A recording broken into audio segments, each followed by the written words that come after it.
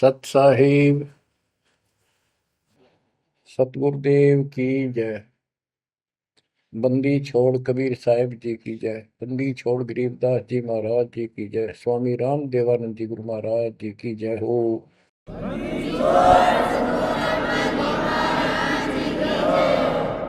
सर्व संतों की जय, सर्व भक्तों की जय, धर्मी पुरुषों की जय। श्री काशी धाम की जय, श्री सुडानी धाम की जय, श्री क्रोथा धाम की जय, श्री बरवाड़ा धाम की जय। सत साहिब गरीब नमो नमो सत पुरुष को नमस्कार गुरु के नहीं। सुर नर मुनिजन साधुआ संतों सर्वस नहीं। सतगुरु साहेब संत सब दंडो तुम प्रणाम। आगे पीछे मध्य हुए तिनको जा कुर्बान। नराकार निर्विषम काल जाल भय बंधन। निर्लेपम निज निर्गुणम अकल अनुपेशंदनम। सोहम सुरति समापतम सकल समाना निर्तल। उज्ज्वल हिरंबर हरदम अम्बे पर्व अथाह वार पार नहीं मध्य तुम। ग्रीव दोष मरत सिद्ध होई गणनायक गिरताना। करो अनुग्रह सोई पारस पद परवाना। आदि गणेश मनाओ गणनायक देवन देवा। चरण कमल लाओ आदि अंत करूं सेवा। परम शक्ति संगीत अमृत सिद्धिदाता सोई। अविगत गुण अतीतम सत पुरुष निर्मोही। जगदम्बा जगदीशन मंगल रूप मुरारी। तन मन अर्पो शीसम भक्ति मुक्ति भंडारी। सुर नर मुनि जन ध्यामय ब्रह्मा विष्णु महेशा। शेष सहस मुख गावै पूज्य आदि गणेशा। इंद्र कुबेर सरीखा वरुण धर्म राय जावै। समर्थ जीवन जी का मन इच्छा पल पावै। 33 कोटि अदारा जावै सहस 88। उतरै बहुजल पारा कट है यम की फांसी। कबीर सतगुरु के उपदेश का सुनिया एक विचार। जय सतगुरु मिलते नहीं जाते नरक द्वार। नरक द्वार में दूत सब करते खेचा तान। उनसे कभू नहीं छूटता फिरता चारों खाने।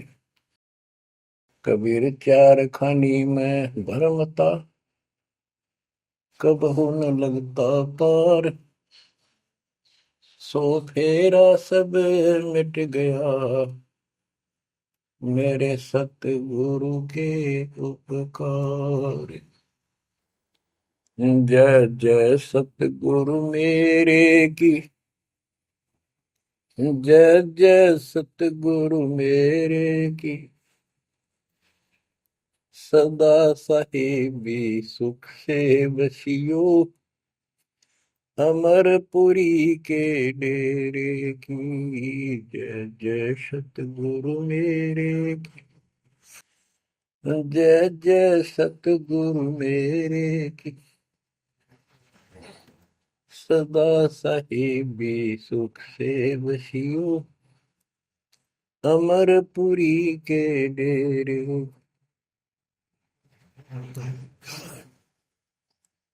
निर्विकार निर्भय तू ही और सकल वैमा। यदि साधो और सकल वैमा। सब पर तेरी साहिबी, सब पर तेरी साहिबी, तुझ पर साहिब ना, निर्विकार निर्भय, निर्विकार निर्भय तू ही, पूर सकल बना, हे दिशा दो पूर सकल बना, सब पर तेरी साहिब, सब पर तेरी साहिबी, तुझ पर साहिब ना, निर्विकार निर्भय।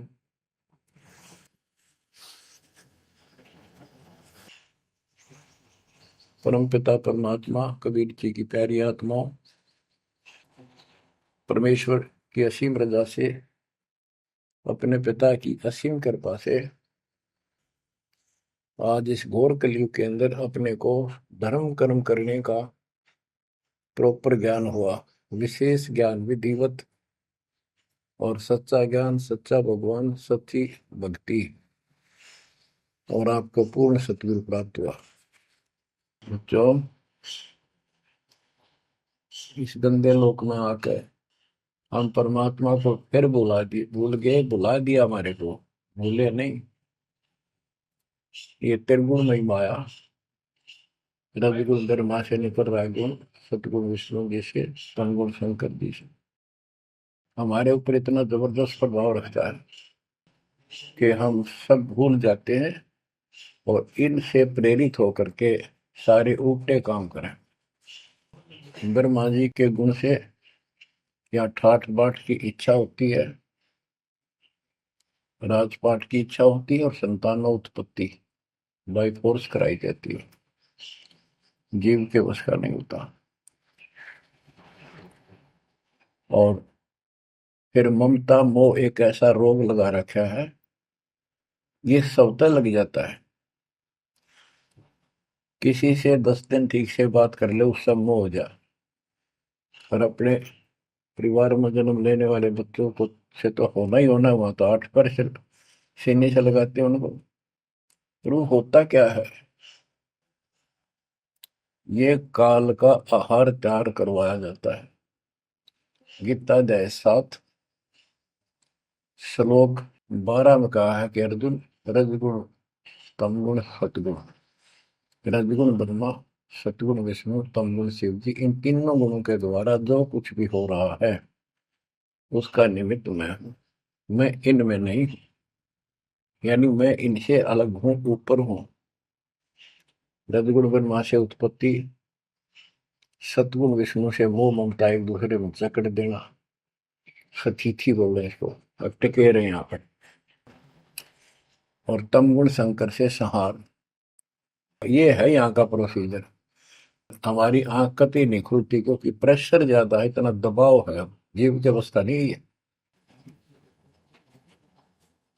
आपको इतना ज्ञान सुना दिया और सुना रहे हैं, इस ज्ञान से आपके अंतःकरण में ये फाइनल हो जाएगा एक दिन। क्योंकि बार बार कोई वस्तु सुनते हैं, उसका धीरे धीरे धीरे धीरे असर बनना शुरू होता है। हम बातें सुनते हैं, सत्संग सुनते हैं, विचार मालिक के सुनते हैं, वाणी सुनते हैं, तो एक बार तो कति वैराग आ जाता है कि सचमुच बहुत गलत जगह फंस गए, या कुछ भी अपना लेंगे। और उसके थोड़ी सी देर के बाद, क्योंकि हमें और काम भी करने होते हैं, ये व्यवस्था यहाँ की ऐसी है, तो फिर शाम तक कति भूल पड़ जाती है, बस मंत्र कभी कभी याद आ जाते हैं करने हैं, सुबह दोपहर शाम की वो नियमित सतुति भी याद रह जाती है। बाकी समय हम ज्यादातर अन्य कारोबार के सिलसिले में, रोजगार के सिलसिले में बातें करते रहते हैं। वह फिर से थोड़ी सी भूल पड़ जाती है, फिर जब सत्संग सुनते हो फिर जागृति आती है। ये ऐसे चलेगा, चलने दो। जैसे आपको बताता हूँ, बार बार दास बताता है कि आप बच्चे स्कूल में जाते हैं, अध्यापक आता है, अपना उसका पीरियड लेता है, सबको सावधान करता है, ध्यान से सुनो, लाइन में बैठ जाओ। तो हम बहुत सतर्क होके उनकी एक एक बातों को सुनते हैं, नोट करते हैं, लिखते हैं, फिर याद करते हैं। उसके बाद हम फिर खेलते कूदते भी हैं, बच्चे घर का भी काम करते हैं, माँ बाप का हाथ भी बटाते हैं। लेकिन जो स्कूल के अंदर जो बातें सुनी थी, जो ज्ञान सुना था, वो एक अलग कोने में, मन के हृदय के अलग कोने में डिपॉजिट होना शुरू हो जाता है। और उसके अतिरिक्त हम और भी काम सारे करते रहते हैं जो पहले भी कर रहे थे। एक दिन हम विद्वान बन जाते हैं, वो काम फिर भी कर रहे हैं। इस ज्ञान को रह रहकर सुनने से एक दिन आत्मा कति दृढ़ हो जाएगी कि इस संसार में एक दिन भी रहने का नहीं है, ये संसार एक दिन भी। और कभी भी फिर शरीर यहां से छूट जाए, जाने का टाइम आ जाए, नो प्रॉब्लम। हमारी आस्था सतलोक में जाने की होगी, क्योंकि हमने वहां जाने का टारगेट बना रखा है।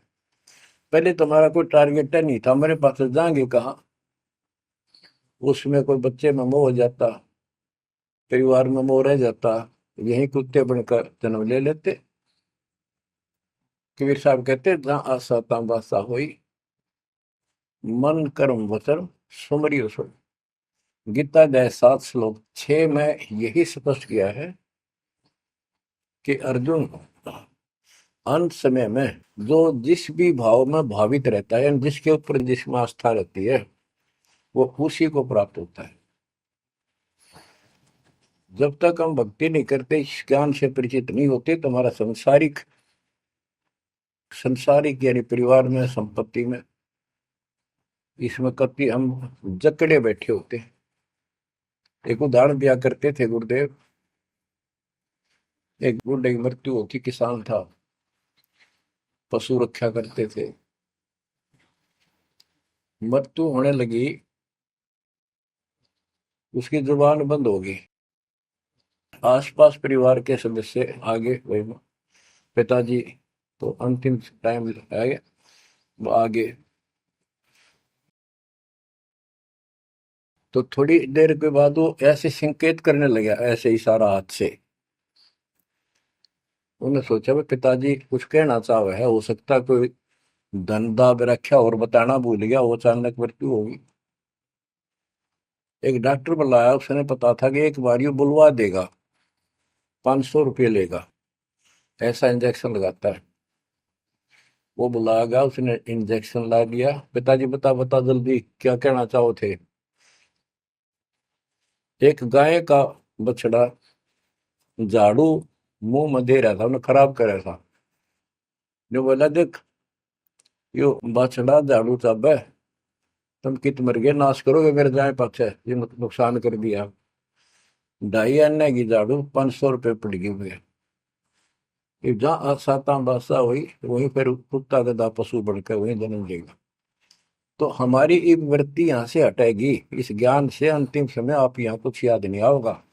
इस ज्ञान में सुनते रहे और भक्ति करते रहे, मर्यादित रहे। ज्ञान के साथ साथ यह भक्ति आपको सहारा देगी अंतिम समय में, मन को उधर धकाने के लिए। वैसे नहीं धकता है, बहुत ताकतवर है, ब्रह्मा विष्णु महेश मन का आधार मान रहे। ये ज्ञान और इस भक्ति की शक्ति इस आत्मा को न धका देगी ऊपर। अंत समय में सेकंडों के अंदर सतलोक बैठे पाएंगे। इस पर लगे रहना, इस मार्ग से जैसे दास आपको बताता जाएगा। अमर करूं सतलोक पठाऊं, ताकि बंदी छोड़ करूं। कबीर साहब कहते हैं, मैं अमर करूं सतलोक पठाऊं भेज दूं, इसलिए बंदी छोड़ कर लाता। अब यहाँ ये क्यों हो रहा है, क्या हो रहा है, आपको सब पता है। पहले तो नहीं था, पर अब पता लग गया आपको, बिल्कुल सही पता लग गया। माता पिता के सामने बच्चे एक या दो तुरंत मर जाते हैं, चक्कर मारते रह जाते हैं, हाथ कुछ नहीं आना, और कई महीने वर्षों तक उसकी याद सताती रहती है। हम इतने विवश हैं, हम इतने बंद में हैं, हम कुछ नहीं कर सकते, लाचार हैं। एक राष्ट्रपति किसी देश का, या प्रधानमंत्री, या अन्य कोई सक्षम मानता अपने आप को, उसका इकलौता बेटा मर गया, प्रधानमंत्री, टक्कर मारा वो, टक्कर। और उससे पहले जब आकाश में वो हुई थी उसकी तुती, साथ में आकाश में रहा था, उसका दिमाग धरती पे पटक दिया। एक बताते हैं, महाभारत में प्रकरण आता है, द्रोणाचार्य, ये गुरु था कौरव पांडव का, और शिक्षा दिया करता, मोह मत करो, मोह सबसे बड़ा खतरनाक है। द्रोणाचार्य का जब लड़का अश्वत्थामा मरा, मरा नहीं था उस समय तक, ये कह दिया गया अश्वत्थामा मर गया। वो झूठ बुलवाई गई थी श्री कृष्ण में प्रवेश काल द्वारा, कि एक अश्वत्थामा नाम का हाथी था, उसको मार दिया गया। और युधिष्ठिर का बहुत विश्वास करते थे सब, कि ये सत्यवादी है, कभी झूठ नहीं बोलता। तो काल ने यह चाल चाली कि द्रोणाचार्य पांडवों की सेना को मार डालेगा। बहुत जबरदस्त तीरंदाज है, बहुत गजब का शूरवीर निशानेबाज है, इसको कंडम किया जाए। तो उसको कंडम करने का तरीका अपनाया कि इसको एक झूठी खबर फैलाई जाए कि इसको थॉमस का बेटा मर गया युद्ध में, फिर ये पागल हो जाएगा। ऊपर तक दुनिया गीत गाती है, जब लग गया अपने, जब पता लग गया तो युधिष्ठिर से झूठ बुलवा दिया कि तूने कह दे कि अश्वत्थामा पीते, अश्वत्थामा मर गया, तेरी झूठ भी ना होगी, हाथी मर गया ना, ये हो जाएगा। तो पहले तो युधिष्ठिर माना नहीं, फिर ये कहा कि हाथी मार दिया है, तो झूठ थोड़ी है। झूठ तो थी है, जो थोड़ा, पहले हम छोटे से थे तो यूं कहते, अरे झूठ बोली तो ना पाप लगेगा, बोला ना, उंगली पर उंगली चढ़ा के बोली थी, ये कौन पाप लगे।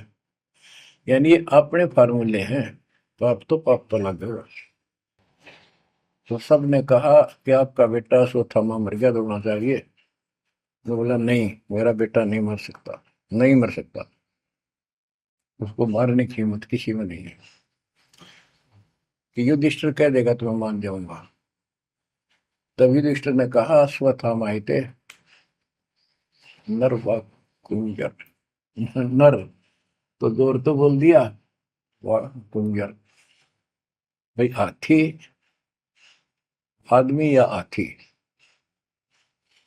ये नहीं कह सकता, वो मन मन में बोल दिया। तो यह बात सुनकर अश्वत्थामा आई थे, अश्वत्थामा मारा गया। आगे कड़ा सुना था द्रोणाचार्य, नरवा कुंजर कह गया वो, इतना पागल ने ढाल हो गया, टक्कर मारा, कति कंडम हो गया, उसने हथियार भी नहीं उठा उसने। और पांडवों ने वो गढ़ जीत लिया उस साइड का जहां वो मोर्चा डटे खड़ा था। तो बच्चों, ये मोह इतना जबरदस्त है, जीव के बस का नहीं है। और बनता कुछ नहीं, बचाओ कुछ नहीं। तो इसका बचाओ अब है तो ज्ञान हो, ये ज्ञान जो दास बता रहा है, ये आपके हृदय में जच जा कति, ये कुछ भी अपना नहीं है। 100 की 100 साची है, पर मन मानने तैयार नहीं, आत्मा को दबाए रखा है। ये सब काल आहार हमसे पैदा कराया जाता, जैसे कसाई बकरे पालता है।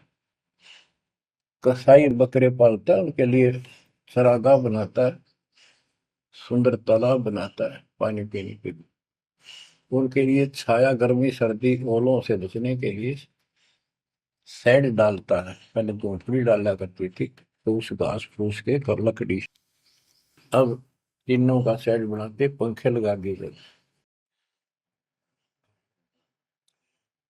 और ये समझो कि जैसे कसाई ने 3 पाली रखे हैं नौकर, एक बकरे मोल लाके वहां छोड़ता है, दूसरा उनकी पालन पोषण करता है, और तीसरा उनमें से निकाल के और अपने कटवा देता, बेच देते हैं, कसाई को सौंप देता है। ये प्रोसीजर है यहाँ पर।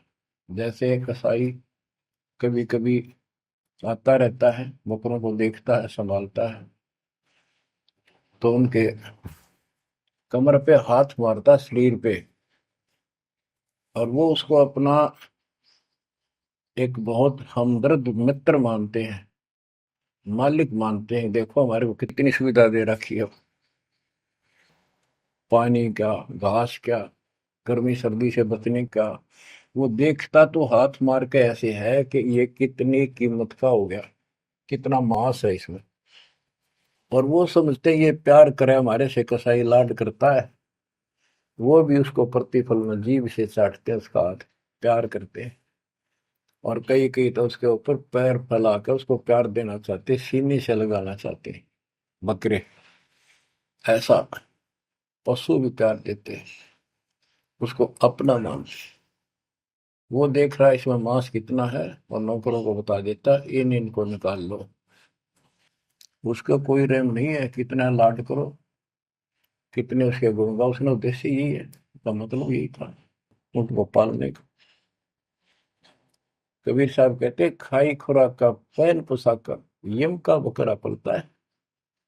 या बढ़िया बढ़िया माल खा के और सुंदर सुंदर कपड़े, ड्रेस, अटपट फैंसी के कपड़े, ये पहनेंगे वो पहनेंगे। कहते खाई खुराक का पैन पोशाक का यम का बकरा पड़ता है। काल के बकरे पड़न लग रहे हो तुम। इन बातों को बच्चों अच्छी तरह हृदय में बैठा लो, एक कोने में। संसार में रहेंगे, रहना पड़ेगा, लेकिन परमात्मा की शरण में रहेंगे, मर्यादित रहेंगे।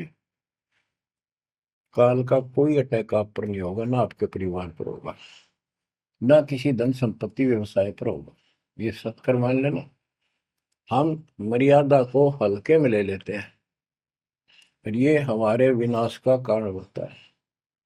गलती हम करते हैं, कोई काल का ऐसा अटैक आने का समय हो गया और वो नुकसान हो गया, तो भक्ति और छोड़ देते हैं, हो गया सर्वनाश। भक्ति छोड़ दी, भगवान की शरण छोड़ दी, फिर और कहाँ ठिकाना रह गया। कटी पतंग हो गई। कटी पतंग का कोई अस्तित्व नहीं रहता, कुछ देर उड़ जरूर सकती है, अंत में पता नहीं कि कर का पेड़, बबूल के पेड़ में उड़ के फड़फड़ कर कपाटती है। ऐसे फंसे रह जाओगे तुम इस काल के जाल में, कांटेदार झाड़ियों में, इस गंदे लोग। तो बच्चों इस बात का सख्त ध्यान रखो, यदि आपने यहाँ से निकलना है, मर्यादा ना टूटे। और मर्यादा ये पता नहीं कितने प्रकार से टूट जाती है। जैसे हमने किसी को सेवा दे दी, भाई क्या सेवा कर लो, शुक्रिया दाता का, मजदूरी मिली, खुशी हुई, फिर कह दिया ये त्याग दे, छोड़ दी, दूसरे को दे दी। बता फिर दुख क्यों मानना, फिर दुख मानते। मैं ये समझा, इतना ज्ञान होकर भी तुम ऐसी बातें करते हो, तो शुक्र मनाओ और 100 बार हाथ जोड़ के, भाई बहुत अच्छा, गुरुदेव का आदेश है कि भाई सेवा कर लेगा, मुझे भी और सेवा दे दियो कोई, मेरी नीयत से सेवा करने की। अन्ना मिला तो अपना सबर करे, भक्ति करे, सत्संग में जाओ। 100 सेवा है आश्रम में करने वाले को, बहुत सी सेवा होती है। तो एक बात का बंद कर नहीं बैठना चाहिए। ये प्रार्थना आती है, मेरे को कोऑर्डिनेटर की सेवा फेर दियो, ये भी कमजोरी है। जैसे एक डॉक्टर के पास बूढ़ा आदमी गया, कमजोर सा, जबरदस्ता में अस्थि पिंजर बने जा शरीर का, जाके बता डॉक्टर जी मैं खड़ा होता हूँ तो चक्कर आते हैं, क्या कारण है? डॉक्टर बोला कमजोरी है, वीकनेस ऑफ बॉडी। बोला पिंडी दुख है, पिंडी, पैरों की। डॉक्टर बोला कमजोरी है।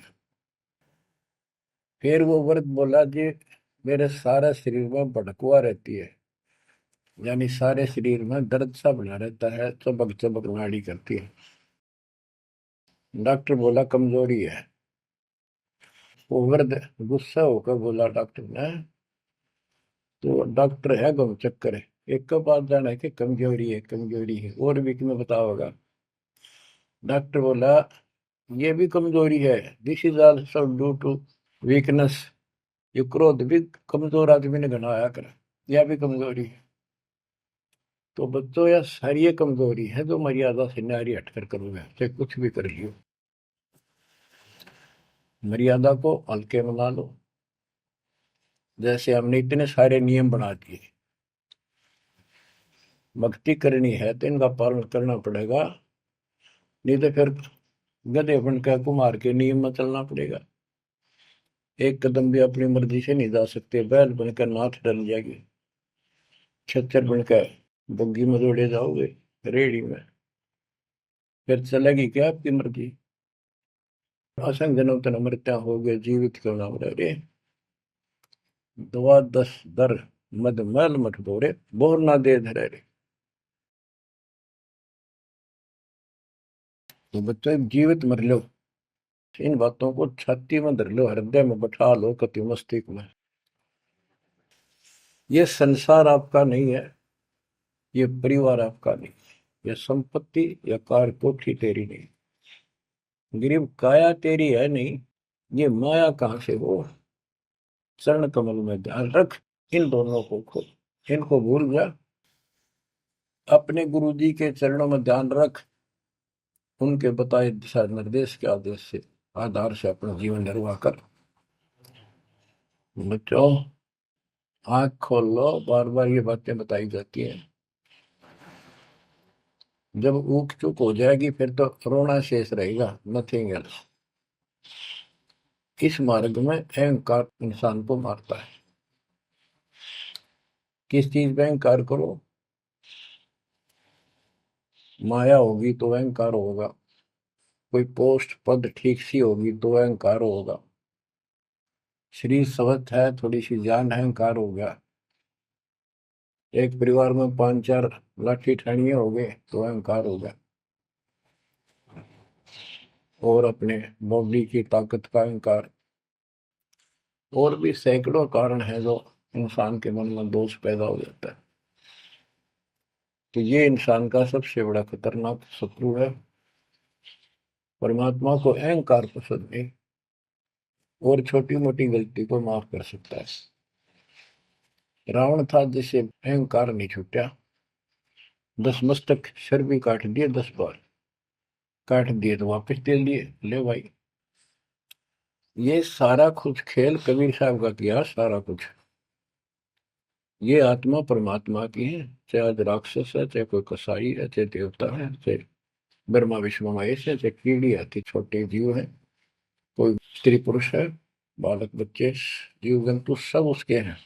काल चाहता भक्ति से खत्म हो जा, ये भक्ति में इनकी आस्था खत्म हो, मालिक चाहता है इनकी भक्ति में आस्था खत्म ना हो, फिर तो कति गए काम क्या है। जो भी जैसी साधना मालिक के नाम पर बैठ कर कहीं कर रहा है, उसके पिछले संस्कार से, उस भक्ति से जो उसको मिलना है, उसके साथ साथ परमात्मा उसको सहारा देते हैं। जैसे रावण ने सिर काट दिया शिव जी के निमित्त, तो भगवान के नाम काटा उसने, वो भगवान की खोज में निकला था।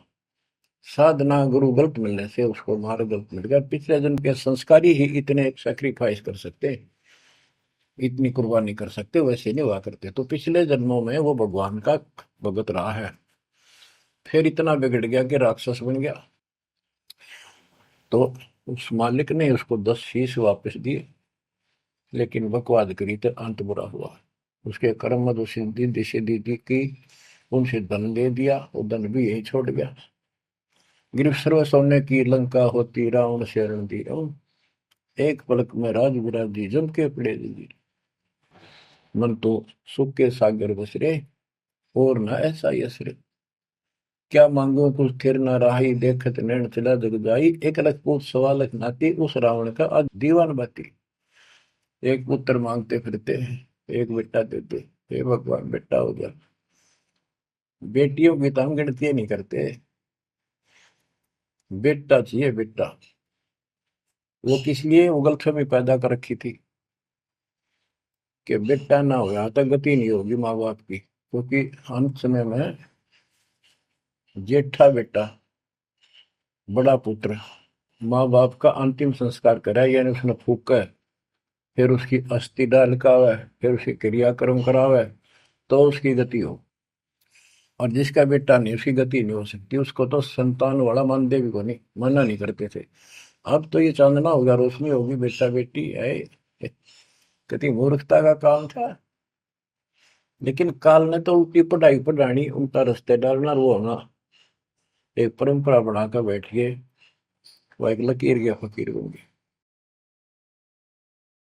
जैसे राजा दशरथ का सबसे बड़ा बेटा रामचंद्र था, उसको राज दे दिया, और बच्चों फिर उसको वनवास देना पड़ गया मजबूरी में। रामचंद्र जी वनवास में चल पड़े।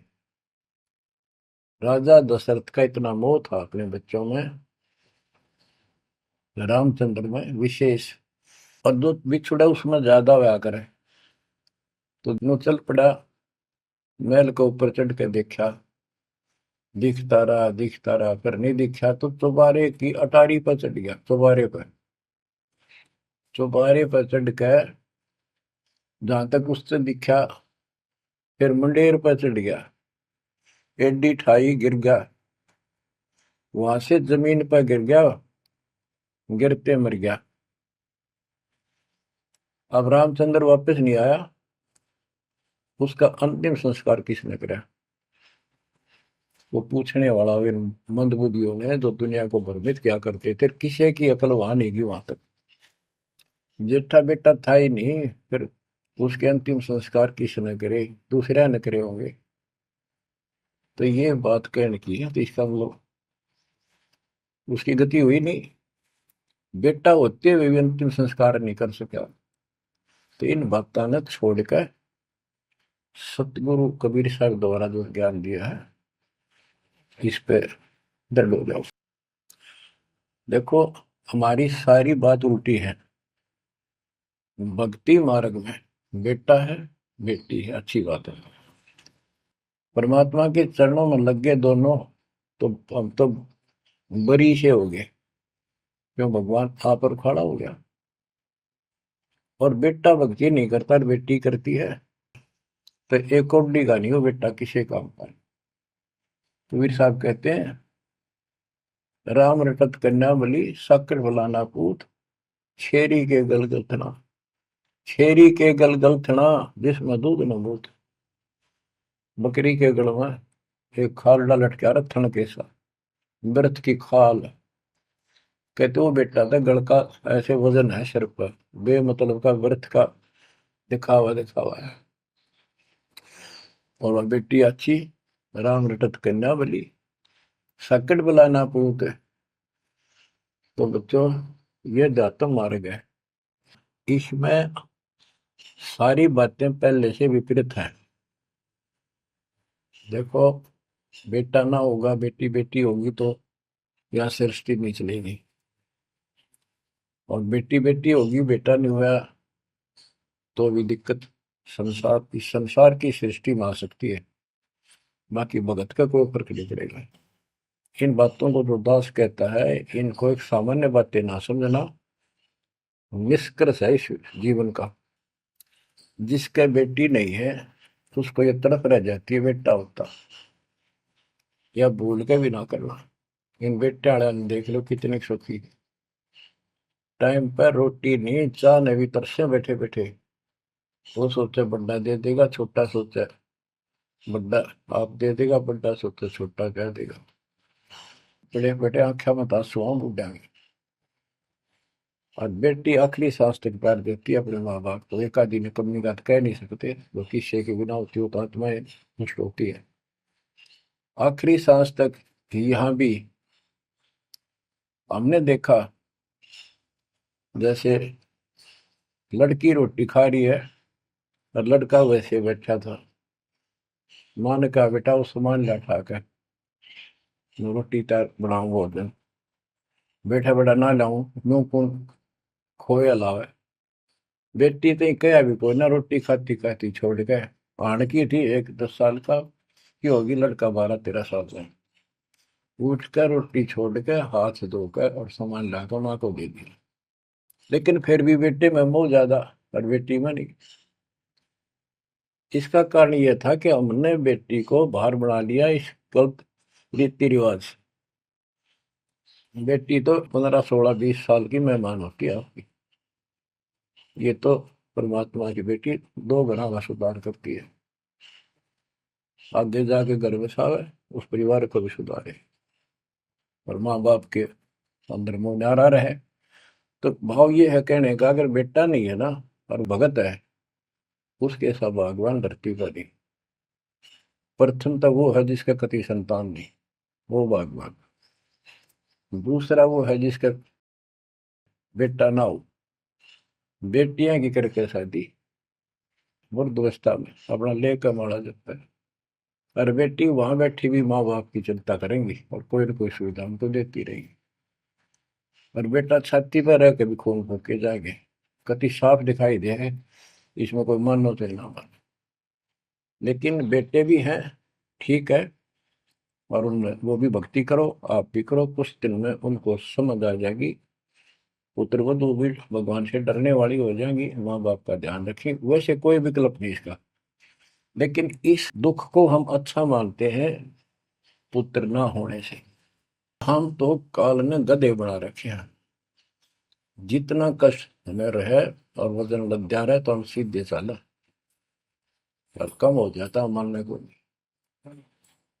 हमारा तो जैसे एक माई का पुत्र मर गया 15-16 साल का, और भगत थी, टक्कर मारी, रोना पड़े है कि बस की बात है, पाला पोसा ले जाता का। फिर उसने थोड़ा सब्र हुआ जैसे। उस दूसरे जो एक और बिना भगत थे उनके पड़ोस में, जो उनके लड़के की शादी होगी, और वह पत्नी थी बदचलन, उनको समझाने की चेष्टा करी कि तू ऐसा ना कर, लेकिन वह तो मानी नहीं, उसने वही फांसी खा ली।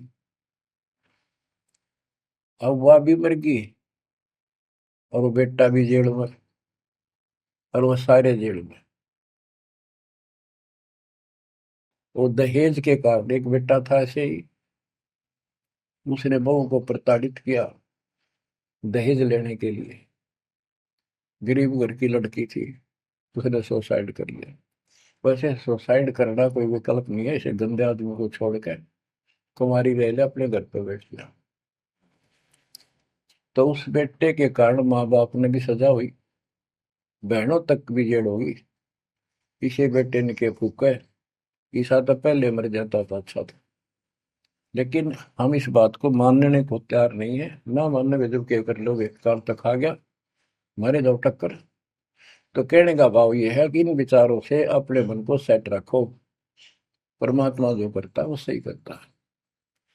जैसे आपको बताते रहते हैं, एक बार हजरत मूसा जी, यहूदी धर्म के प्रवर्तक में, से किसी ने पूछा सत्संगी ने कि आज के दिन सबसे बड़ा इल्म वाला यानी ज्ञानी कौन है। उसने अपने आप को बताया, तो उसका अल्लाह बोला, जिसको खुदा मानते हैं, जिसने कुरान का ज्ञान दिया, बाइबल का दिया। कि मूसा तने ये बात बहुत गलत की, मुझे अच्छा नहीं लगा, तुमने अपने आप को कैसे कह दिया मैं सबसे विद्वान हूँ। अब मूसा जी भी अपनी जगह ठीक थे जी, यो ज्ञान आपसे प्राप्त हुआ, आप भगवान खुदा हो, और खुदा जो ज्ञान देता हुआ सबसे उत्तम होता है, मैं उसी के आधार पर कह दिया। बोला नहीं, तेरा ज्ञान तो अल के ज्ञान के सामने फासक भी नहीं, कुछ भी नहीं है। तो अलखिजर के पास मूसा जी पहुंच गए। अलखिजर जी ने कहा, कबीर साहब थे वो, कि मेरी तो बातों को माननेगा नहीं, विश्वास नहीं करेगा, जो मैं को बातें माननी पड़ेगी, कोई ऑब्जेक्शन नहीं होना चाहिए, और बोल लेगा नहीं, सुन देखता देखता रही। वो बोला, मूसा जी बोले, बिल्कुल महाराज, जैसे आप कहोगे, मुझे सब्र करने वाला पाओगे, कति मैं ऑब्जेक्शन नहीं करूंगा आपकी बातों में। अगर तू खरा उतरा तो ज्ञान बताऊंगा, ना बताऊंगा। उसने रास्ते में चलते, एक जवान लड़का था, 17-18 साल का, अलखिजर ने पकड़ के और उसकी गर्दन पकड़ के मार दिया। तो मूसा जी बोले, तनिष बेकसूर को मार दिया, तेरा दिमाग खराब है, यूं क्यों मारा तेने, क्या बिगाड़ा तेरा इसको। तो अलखिजर बोला, मैंने कहा था मैं जो करूँ तू देखता रहिए, बोलना नहीं है, मेरी क्रिया का अविश्वास ना करना। मूसा जी ने अपनी गलती मानी, चल पड़ा। ऐसे ऐसे 2-3 और कारण गए, सब में उसने ऐसे ऑब्जेक्शन किया। आखिर में वो बिना हार गया मूसा कि मैं इस योग्य नहीं, मैं आपकी बातों को अविश्वास करता रहा हूँ। लास्ट बता दिया कि इस क्रिया के बाद तो फिर ऑब्जेक्शन किया तो मैं तेरे से बात नहीं करूंगा, ना पे बताऊंगा। ज्ञान बोला भी ठीक है, उस पर भी हार गया वो। तब अलखिजर बोला, सुन ले, ज्ञान तो तूने बताऊ नहीं, तो वो लड़का क्यों मारा था। वो ऐसा दुष्ट पैदा हो गया था, इसके माँ बाप भगत हैं, और उनको इतना परेशान करता, वह रो रो का टाइम काटते। उसके स्थान पर भगवान ने उनके घर में 50 साल की उम्र में एक बेटी का जन्म दिया। उनका सुखी जीवन रहा। ये प्रमाण है उसके अंदर, बाइबल के अंदर। तो बच्चों, ये सत्कर मान लो, मालिक जो करे उसको सही मानो। ऊक चूक हो भी जाए तो भगवान से दूर ना हो जाना। वो जो करेगा भगवान कभी गलत नहीं करेगा, ये तो आपने मानना ही पड़ेगा। गलत तो हम करे बैठे, हाँ यू काल करवाने लगेगा, पर रोज गलत हुआ है, एक दिन भी तो नहीं। तो बच्चों, परमात्मा की प्रत्येक क्रिया पर विश्वास रख कर चलो तुम। हमने चाहे कितना नुकसान होता दिखे, राज्य करमता राम की रजा दरशीष, दास गरीब दरस परस, तिस बैठे जगदीश। हम अपनी विचारधारा को ऊपर रखा है, जो घिसी पट्टी और बिल्कुल बकवादों से भरी होती है। इस कारण से हम भगवान पे विश्वास, गुरु जी पे विश्वास, और सब क्रियाओं पे विश्वास करके अपने कर्म छोड़ के फिर काल के जाल में फंसे रह जाते। और वहां कुछ है ही नहीं वो तो सारे उल्टे कर्म, बेसिक परंपरा बनावटी है। बच्चों, विश्वास करो अपने बंदी छोड़ पे, विश्वास नहीं करोगे तो मार खाओगे। गरीबदास जी कहते हैं, गरीब सर्जन अर्जुन को सतगुरु मिले, मक्के मदीने माही, 64 लाख का मेल था, दो गन सब ही जाही। गरीब चंडाली के चौक में सतगुरु बैठे आए, 64 लाख गारत गए, दो रहे सतगुरु पाए। गरीब सरजुन अर्जुन ठाहरे, सतगुरु की प्रतीत, सतगुरु यहाँ ना बैठिए, यो द्वारा है नीच। गरीब ऊंच नीच में हम रहे, हांड चाम की दे, सरगुन अर्जुन समझियो, रखियो शब्द सने। बच्चों, सरजुन और अर्जुन नाम के दो मुसलमान थे। इनके नाम तो मुसलमान पद्धति पर थे। परमात्मा मक्का मदीने में गए तो वहां बहुत से चमत्कार किए। इन दोनों आत्माओं को समझ में आई ये बात। फिर ये सारी संगत में वहां मुसलमान थे, 2 वक्त मुसलमान हुए। इन्होंने कहा, वैसे तो काफी थे मुसलमान भी, पर ये विशेष दृढ़ थे, सब नियमों का पालन करने वाले थे। तो इनका नाम बदल के सरजुन और अर्जुन रख दिया। परमेश्वर कबीर जी ने संगत की परीक्षा लेने के लिए एक लीला की। कि ये विश्वास करते हैं या नहीं करते हैं।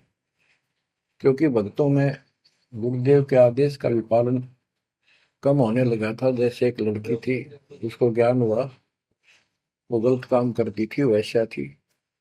अपना जीवन सुधारने के लिए मालिक से ज्ञान सुना, सत्संग मानने लगी, तो संगत वाले उसको धिक्कारने लगे। गुरु जी से बताया, गुरु जी ने सत्संग के माध्यम से कहा, भाई आपने इस चीज से कोई लेना देना नहीं, कोई सत्संग सुनेगा नहीं तो आत्मा कैसे साफ होगी, कपड़े को पानी साबुन लगेगा नहीं, उसका मैल कैसे उतरेगा। फिर भी वो जैसे तैसे अटपट करते रहते हैं। एक दिन मालिक ने परीक्षा ली, एक लड़की उस वैश्या को हाथी पर बैठाया, हाथी किराए पर लिया, हाथ में गंगा जल, सफेद पानी बोतल में भर लिया जैसे शराब हो, लड़की के कंधे पर हाथ रख लिया, सारी काशी में घुमा दिया, साथ में रविदास जी थे। तो जितने भी सबको पता चलता है, लोग देखते गए, शिष्यों को बुला बुला के लाओ, देख हम तो क्या करते, वहां पर वैश्या तक जाती है, दुल्हा कैरेक्टरलेस है। पहले तो हम भगवान क्या करते उसको, इतने सुख दे दिए, जिसमें जान निकली पड़ी थी, टोटा दुखी कर रहा था, शरीर में कष्ट थे, कहीं सुबह का रोटी भी नहीं थी, और इतने ठाठ कर दिए गुने दिनों में। जब तो भगवान थे, आज वो शैतान लगे।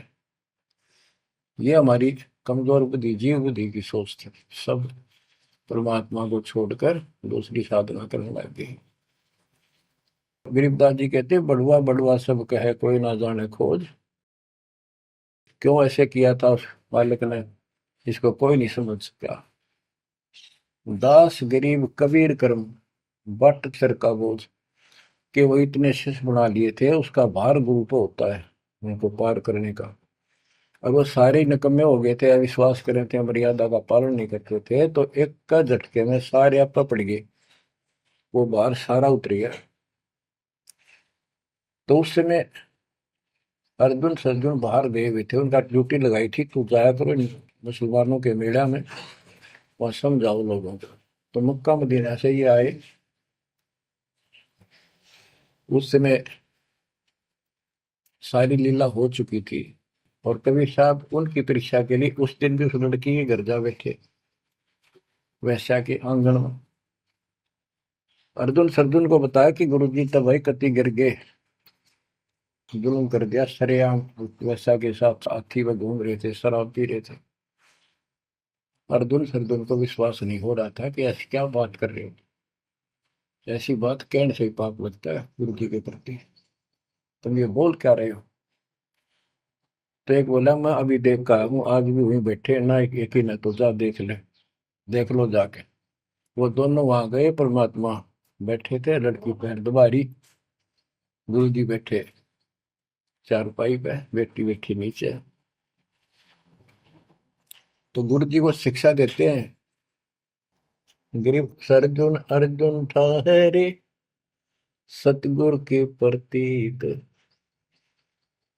यानी उनने कुछ दृढ़ता दिखाई थी, फिर जाके देखा तो वहां सतगुरु से बोले, सतगुरु आना बैठिए, यो द्वारा है नीच। हे सतगुरु, आप यहाँ ना बैठो, ये तो एक नीच औरत का घर है। परमात्मा बोले, गरीब ऊंच नीच में हम रहे, ये हाड चाम की दे, तुम्हारी हाड चाम की दे है, इसकी वही। अर्जुन अर्जुन समझियो, रखियो शब्द स्नेह। तुम समझ जाओ, अपनी भक्ति कर लो, जो नाम दिया, इन बातों में कुछ नहीं दे रहा। तुम गुरु को शिक्षा देते हो तो मेरे गुरु हो गए। ऊंच नीच में हम रहे, ये हाड चाम की दे, सरजुन अर्जुन समझियो, रखियो शब्द स्नेह। तो उनकी आंखें जब खुल गई, पैर पकड़ लिए, माफ करो गुरुदेव, मेरे नीच आत्मा है, हमसे बड़ी भूल होगी, क्योंकि वो चाहती उनको भगत की मुक्ति। फिर परमात्मा ने कहा, बेटा कितनी बात बना लो एकदम, मेरे प्रति वो भाव थारा हो नहीं सकता, तुम्हारे मन में मैल आ चुका है, और ईब मेरे इस शरीर से, गुरु रूप से तुम पार नहीं हो सकते। फिर रोए बुरी तरह जी, फिर उद्धार कैसे होगा? फिर बता कि दिल्ली से 10 मील दूर पश्चिम की ओर किसी गांव में हम फिर आएंगे, हमारा एक भक्त आएगा, उसको दीक्षा देंगे, दीक्षा उससे लेकर तुम कल्याण को प्राप्त होगे। तो वो कहते हैं वहां से चल के वृद्ध अवस्था में हमायूं गांव है खरकोदे के पास, वहां आकर उनके कति वृद्ध हो गए, मालिक की कृपा से वो 200 साल जिए ऊपर से। और फिर गरीबदास जी को परमात्मा मिले 10 साल की उम्र में, उनको दीक्षा का आदेश दिया। तब उसने वहां से दीक्षा लेकर वहीं शरीर छोड़ दिया, छुड़ानी में। उनकी अभी तक हमारे सामने बताओ थे, हम जाने लगे थे कि अब 2-3 साल पहले, 10 साल पहले, या भोरी वाले महाराज आया करते गरीबदास जी, उन्होंने वो मंडी फुड़वा दी। उनके दोनों की यादगार बनी हुई थी, इसलिए फुड़वा दी कि लोग इन पूजन लाग जाए गरीबदास जी को छोड़ के। तो कहने का भाव यह है बच्चों, आंख खोल लो, इन बातों को चिंतरा, गुरु के प्रति कभी अविश्वास नहीं होना चाहिए, और परमात्मा की प्रत्येक क्रिया को शिरोधार्य होना चाहिए। आंख खोल लो, परमात्मा बार बार यह मौका नहीं देगा आपको। समझा है तो सिर दर पाऊं, और नहीं रे ऐसा था। ये संसार समझदा नहीं, कहंदा शाम दोपहरे गरीब दास ये वक्त जात है, रोवोगे इस पैरे। भक्ति नहीं करते वो न्यू रोएंगे, गलत साधना कर रहे वो रोएंगे। ये सच्ची भक्ति करके मर्यादित ना रहे तो तुम रोओगे। कभी सीधे हो जाओ, समर्पित हो जाओ, मालिक के चरणों में सदा ध्यान रखो, बुराइयों से बचो, सेवा सुमन दान करो, मर्यादा का निर्वाह करो, मालिक आपको मोक्ष दे। सत्साई।